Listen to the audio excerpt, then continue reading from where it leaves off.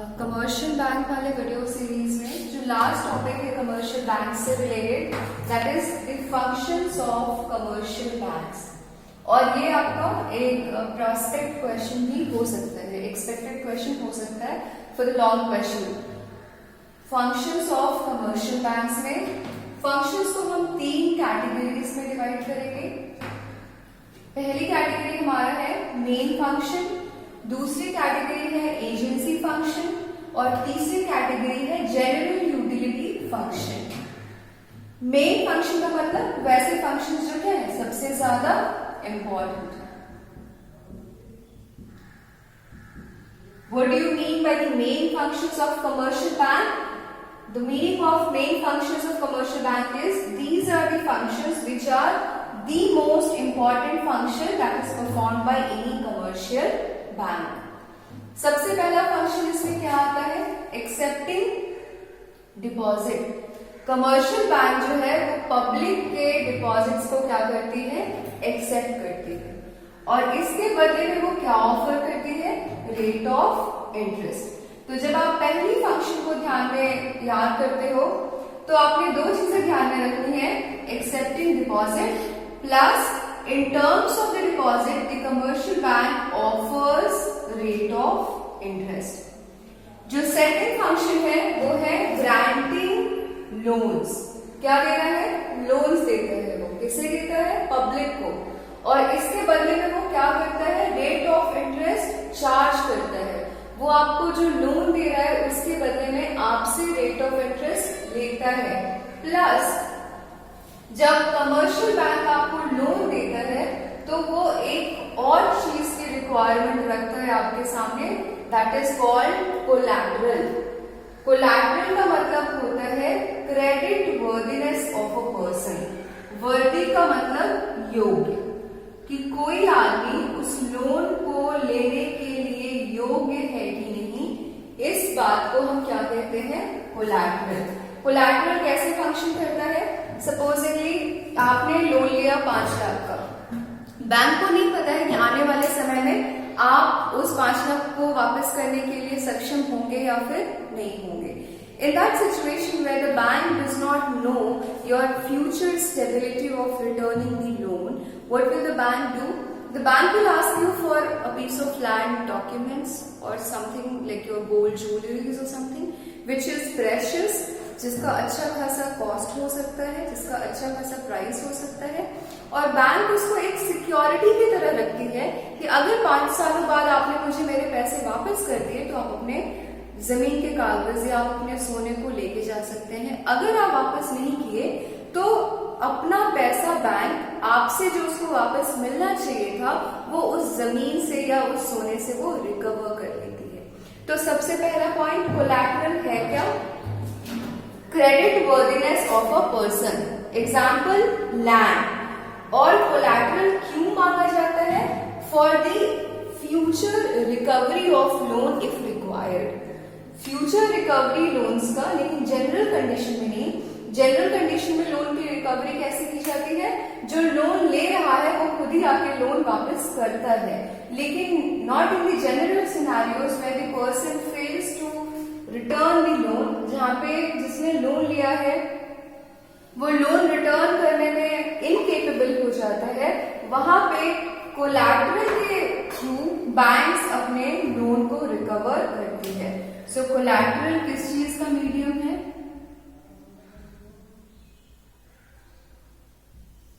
Loan recovery. Second function जो है main function में वो है ग्रांटिंग लोन, जिसके लिए वो ROI चार्ज करती है। ROI is rate of interest. इसके साथ साथ वो लोन के लिए आपसे कोलैटरल मांगती है। कोलैटरल क्या होता है? Credit worthiness of a person. Worthiness मतलब योग्यता, आप उस लोन के लिए सक्षम है या नहीं, उस लोन के लिए योग्य है या नहीं। एग्जाम्पल क्या होगा कोलैटरल का? लैंड। कोलैटरल के थ्रू वो क्या करती है? Loan recovery.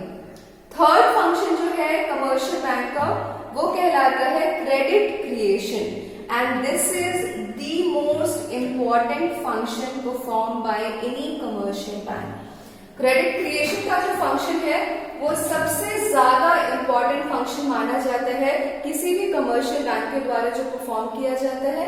और ये जो फंक्शन है ये ए और बी का मिक्स है। बैंक आपसे डिपॉजिट लेती है और लोन देती है, इसके बीच में वो किस चीज का काम करती है? मीडियम का। किस चीज के मीडियम का? Flow of money. अब देखिए ये फ्लो ऑफ मनी के मीडियम का काम कैसे करती है। बैंक के पास आप डिपॉजिट करने जाते हो, क्यों?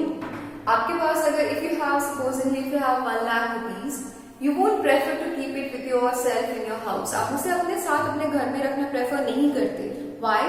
फर्स्ट, रिस्क है, अगर कभी आपके घर में थेफ्ट होता है, चोरी होती है, तो आपको पैसा आपके पास नहीं रहेगा फिर, तो there is a risk associated with that. Second, अगर आप 1 लाख रुपए को अपने घर में अपने पास रखते हो, तो अगर आप 10 सालों तक भी उस 1 लाख को अपने पास रखते हो, वो 10 साल बाद भी प्रिंसिपल अमाउंट ही रहेगा।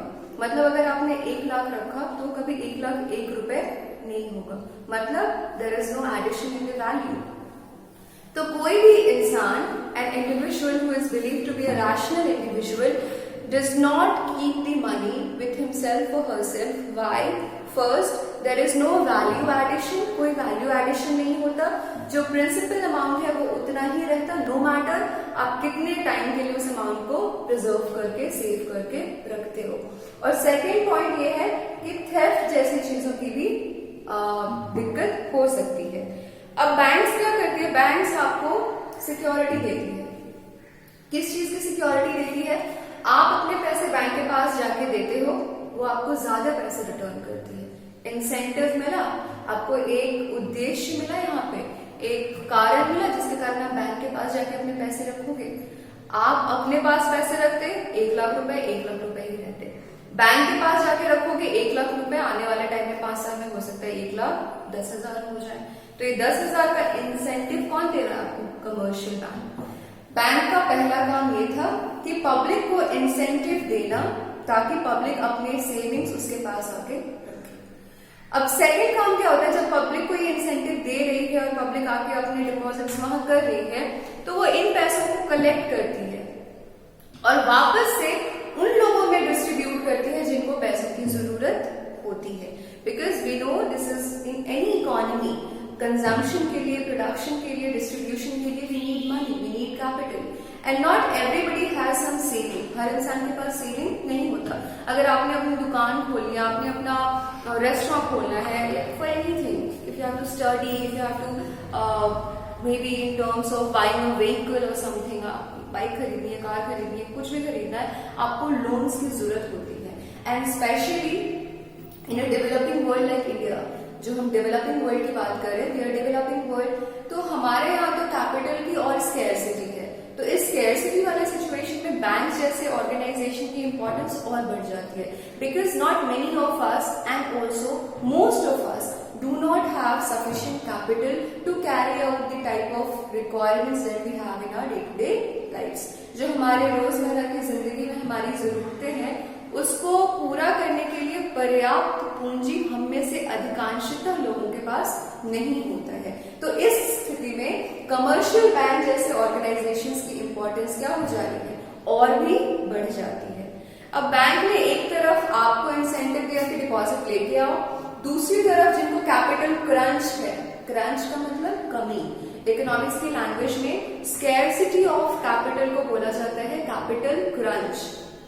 दूसरी तरफ जहां पे कैपिटल क्रंच है, वहां पे कोई डिपॉजिटेड मनी देती है लोन के टर्म्स में, और ये जो फ्लो क्रिएट हुआ यहाँ from A to bank and bank to B, A to bank in terms of deposit, bank to B in terms of loan, इसको हम कहते हैं क्रेडिट क्रिएशन।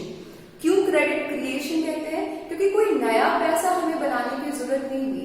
1 लाख रुपए जो किसी एक इंसान के घर में बंद हो सकता था, वही 1 लाख रुपए अभी उस इंसान के पॉइंट ऑफ व्यू से अभी भी सेव्ड है, लेकिन एक्चुअली कहीं ना कहीं क्या हो रहा है? यूटिलाइज हो रहा है, कहीं ना कहीं इन्वेस्ट हो रहा है। इस फंक्शन को हम क्या बोलते हैं? Credit creation. इसको समझने के लिए एक फ्लो चार्ट आप बना सकते हो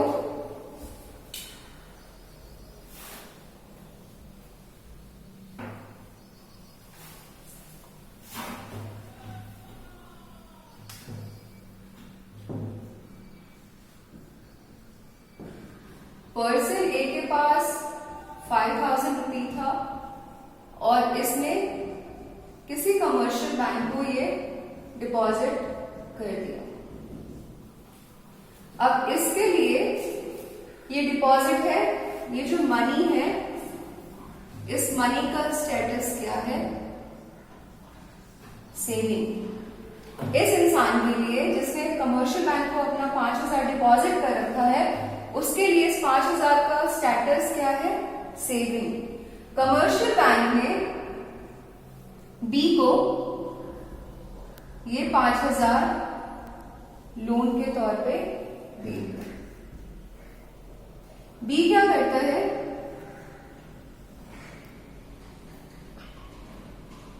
उसे एक बाइक खरीदनी होती है जिसमें ये 5,000 वो लगाता है। ये बाइक जिससे खरीदा वो इंडिविजुअल सी है, पर्सन ए बी सी। तो ये 5,000 अब किसके पास आ गया? सी के पास। सी का बच्चा बी से ट्यूशन पढ़ता है।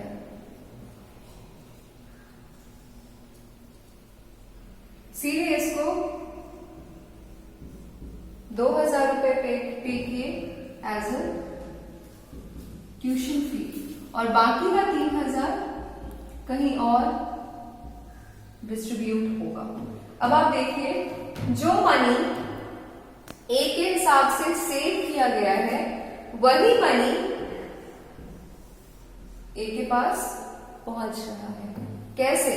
कमर्शियल बैंक होते हुए, पर्सन बी के पास होते हुए, सी के पास होते हुए, फिर ए के पास।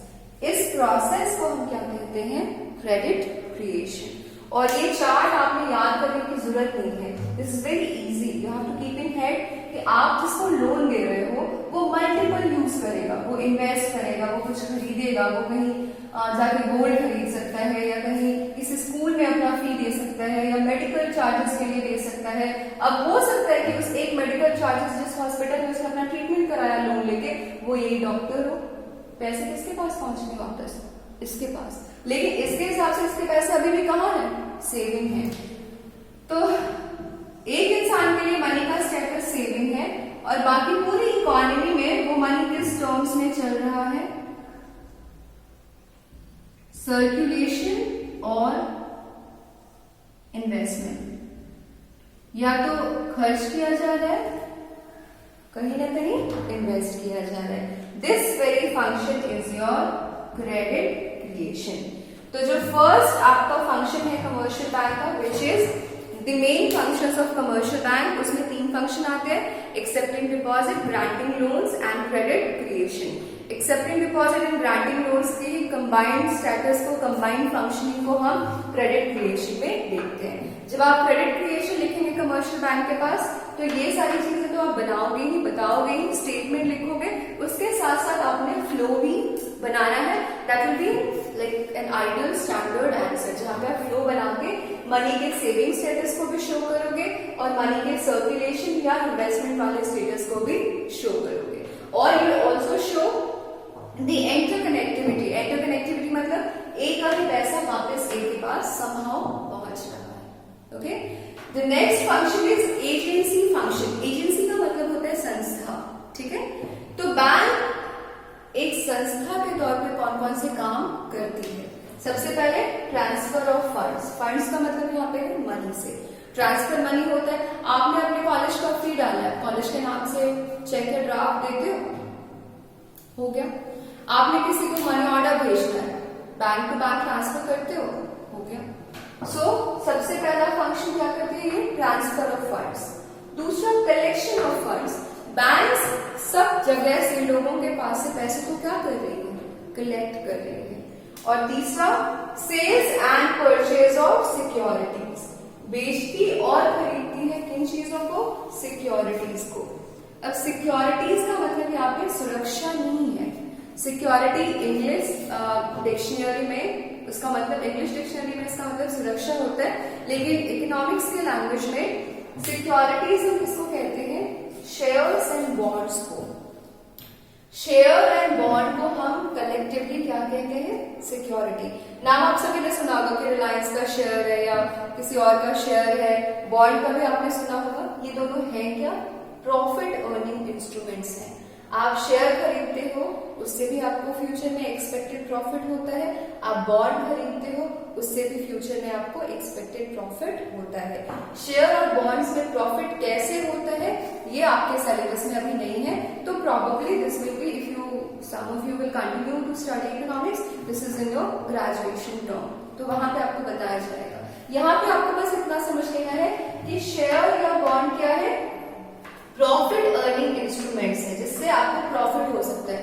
तो कमर्शियल बैंक किसी और का शेयर और बॉन्ड खरीदती भी है और कमर्शियल बैंक लोगों को शेयर और बॉन्ड बेचती भी है। क्यों बेचती है? प्रॉफिट अर्न करने के लिए। तो एजेंसी फंक्शन में 3 फंक्शंस हैं: transfer of funds, collection of funds, sales and purchase of securities. Next and last function जो आता है वो आता है आपका जनरल यूटिलिटी फंक्शन, मतलब वैसी सुविधाएं जो आम तौर पे आपको दी जाती हैं। जनरल यूटिलिटी फंक्शन में पहला फंक्शन है लॉकर फैसिलिटी। आपने बहुत लोगों ने देखा होगा कि आपके पेरेंट्स अपनी ज्वेलरीज को बैंक में जाके रखते हैं, क्योंकि बैंक उसकी सिक्योरिटी लेता है, उसकी गारंटी लेता है, रिस्पॉन्सिबिलिटी लेता है। तो ये जो फैसिलिटी है लॉकर फैसिलिटी, ये एक जनरल यूटिलिटी की बात हो गई। और next and last, advising on financial matters, कि बहुत सारे लोगों को, आपको पता है हमारे देश में इकोनॉमिक लिटरेसी, जैसे आप लिटरेसी रेट पढ़ते हो कि कितने लोग शिक्षित हैं, साक्षर हैं, वैसे ही economic literacy in India is 3%। And what does that mean? ये हमारे बारे में क्या बताता है कि हमारे पूरी जनसंख्या का सिर्फ 3% लोग हैं वैसे जो जानते हैं कि उन्हें अपने पैसों के साथ क्या करना चाहिए, जो जानते हैं कि अगर कोई इकोनॉमिक पॉलिसी आई है तो उसका रेपरकशन, मतलब उसका रिजल्ट क्या होगा। बाकी के 97% को नहीं पता होता है फंडामेंटली कि उन्हें अपने पैसों को कैसे बेस्ट यूटिलाइज करना होता है। अब जब 97% को पता नहीं है कि how they have to manage their finance, what will they do? They will need some और द अदर एडवाइजिंग। उन्हें किसी न किसी के एडवाइस की जरूरत होगी। ये एडवाइस कौन प्रोवाइड करता है? Commercial bank. अगर आप बैंक में जाते हो कि मेरे पास 5 लाख रुपए हैं, लेकिन मुझे नहीं पता है कि मैं कहाँ डालूं, कौन सा सेविंग्स करूं, कौन से जगह पे डालूं, बैंक आपको बताते हैं कि आप XYZ में डाल सकते हो, यहाँ पे इतना प्रॉफिट है, यहाँ पे इतना रिस्क है। वो आपको रिस्क प्रॉफिट एनालिसिस करके बताता है। क्यों आपको कमर्शियल बैंक की जरूरत पड़ी इस रिस्क प्रॉफिट एनालिसिस के लिए? क्योंकि we are a country where only 3% of us do have economic literacy. हमारे पास इकोनॉमिक लिटरेसी नहीं। अब इसको समराइज करते हुए, functions of commercial bank 3 terms में पढ़ोगे आप: main functions, agency functions, general utility functions. Main function, accepting deposit, granting loan, credit creation. Credit creation is the most important function. Agency function, transfer of funds, collection of funds, sales and purchase of securities. What is security? It's share or bond which is used for profit earning motives. General utility function, it provides you locker facilities for your precious metals like gold and diamonds and stuff like that.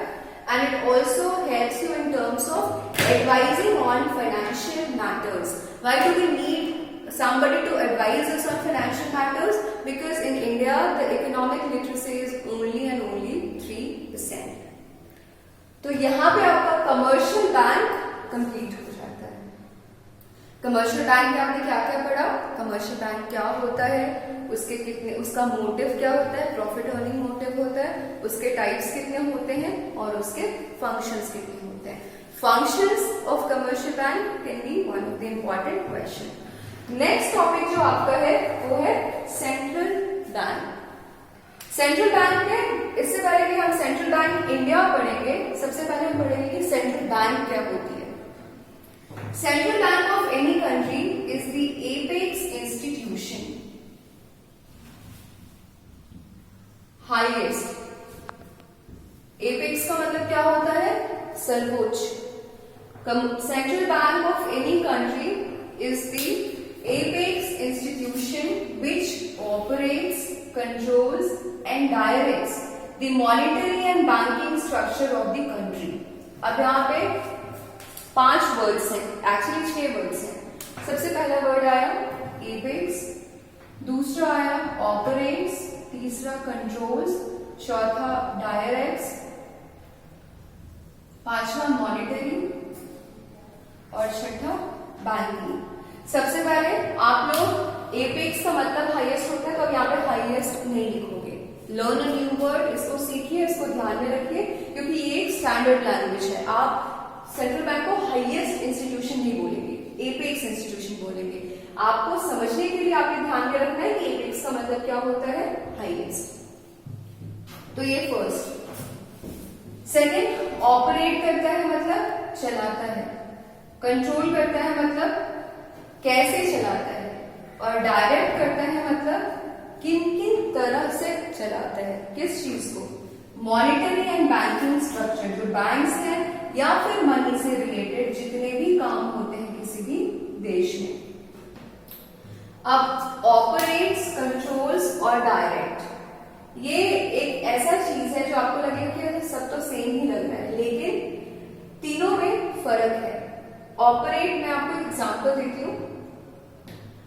आपको college आना है, is one of your activity. मान लीजिए वो एक आपका operation हुआ कि आपको आके बोला गया कि रूम नंबर G1 में बैठो. अब G1 से आपको बताया गया कि कहीं और नहीं जाना है, सिर्फ प्रिंसिपल सर के चेंबर में जाना है आपको. ये हो गया कंट्रोल. और प्रिंसिपल सर के चेंबर में जाने के लिए बहुत सारे रास्ते हैं. आप नीचे की सीढ़ियों से जा सकते हो, ऊपर की सीढ़ियों से जा सकते हो, left right, and so many ways.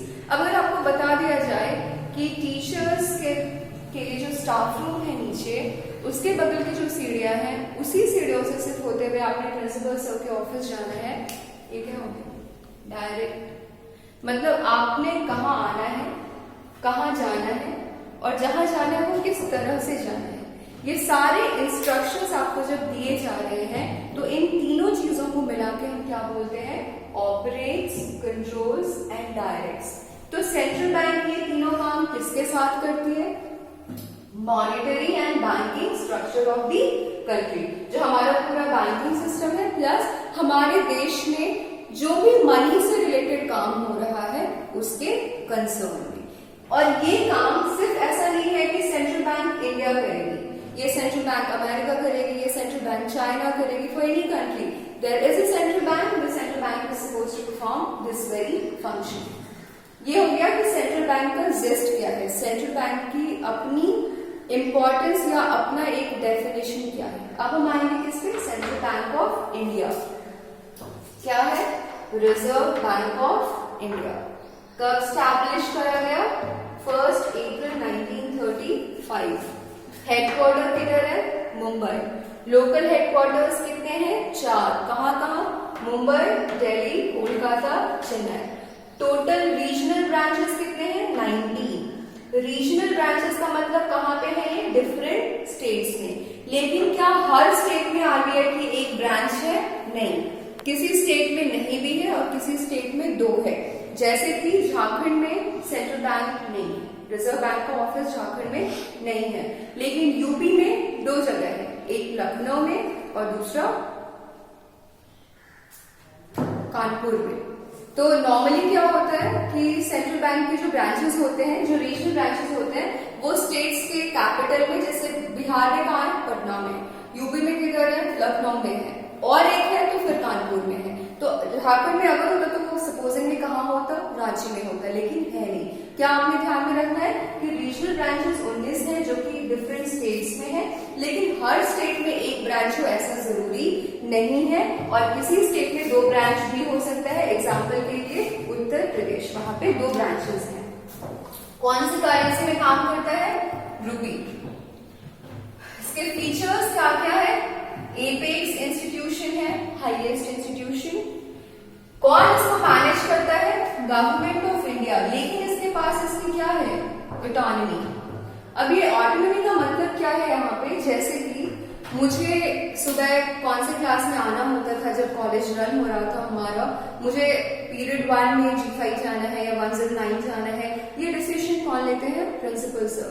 तो the teachers are managed by your principal sir. लेकिन अब क्लास के अंदर जाके मुझे इकोनॉमिक्स के इस टॉपिक को कैसे पढ़ाना है, क्या क्वेश्चंस देने हैं, टेस्ट लेना है या आपने डांटना है या आपको लिखवाना है, ये सारी फ्रीडम किसके पास होती है? टीचर्स के पास। तो गवर्नमेंट जो है वो आरबीआई को मैनेज करती है, जैसे आपके प्रिंसिपल सर सारे टीचर्स को मैनेज कर रहे हैं। प्लस सारे टीचर्स के पास जिस तरह अपने सब्जेक्ट में फ्रीडम है कि उन्हें कैसे पढ़ाना है, क्या पढ़ाना है, आपसे कब टेस्ट लेना है, ठीक उसी तरह सेंट्रल बैंक के पास ये फ्रीडम होती है कि उसे बैंक्स को कैसे रन करना है, क्या ऑर्डर्स देने हैं, क्या ऑर्डर्स विड्रॉ करने हैं। उसके बाद it does not aim at controlling profits. जैसे आपको बताया गया कि कमर्शियल बैंक्स प्रॉफिट अर्न करते हैं, सेंट्रल बैंक प्रॉफिट अर्न नहीं करते हैं। ये कमर्शियल बैंक को क्या करता है? रेगुलेट करता है और ये इम्प्लीमेंट करता है। इम्प्लीमेंट करने का मतलब होता है लागू करता है इकोनॉमिक पॉलिसीज को किसके साथ? गवर्नमेंट के साथ। अगर आप अपनी इकोनॉमी को एक पिरामिड बनाते हैं, if this pyramid is your economy, इस पिरामिड का टॉप 2 होगा, इसमें आरबीआई भी आ जाएगी और गवर्नमेंट भी आ जाएगी। ऐसा नहीं है कि गवर्नमेंट ऊपर और आरबीआई नीचे, नहीं, दोनों का जो लेवल है वो एक ही है। पिरामिड के टॉप में ये दोनों मिलके क्या करते हैं? आपकी पूरी इकोनॉमी को चलाते हैं। So this is your introduction. अब आप नोट्स में जाओगे, वापस एक बार उसको रिविजिट करोगे, पढ़ोगे, and then will continue in the next video.